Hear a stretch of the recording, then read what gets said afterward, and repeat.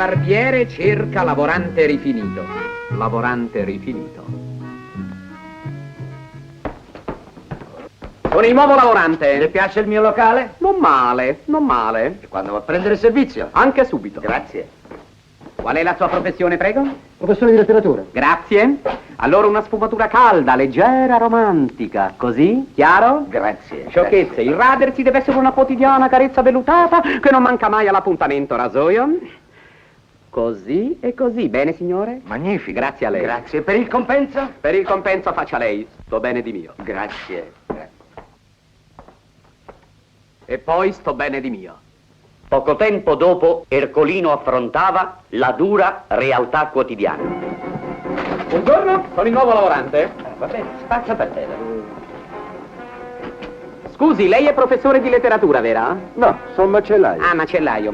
Allora la basetta deve essere volitiva. Ma dai qui, sei qui da spazzare. Il radersi non deve essere una tortura, ma una quotidiana carezza vellutata. Oh, ai! L'ha rovinato. Non è niente, signore. Sto fuori, via da qui. Buongiorno a tutti. E adesso chi mi aiuta? Su, coraggio, riuscirai nelle tue imprese con la crema Bel Paese. Chissà se si potranno aggiustare. Permettono? Un giovane come lei con questi baffoni ridicoli permette?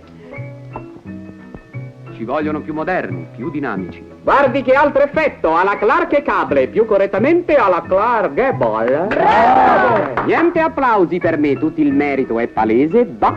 Alla crema Bel Paese. Nel pieno della festa. All'aria aperta. Sempre gradita, sempre pronta l'eccellente crema Bel Paese. In ogni astuccio di crema Bel Paese, 3 eccellenti formaggini e un buono premio per ottenere regali belli e subito. Crema Bel Paese, lo squisito formaggio Galbani.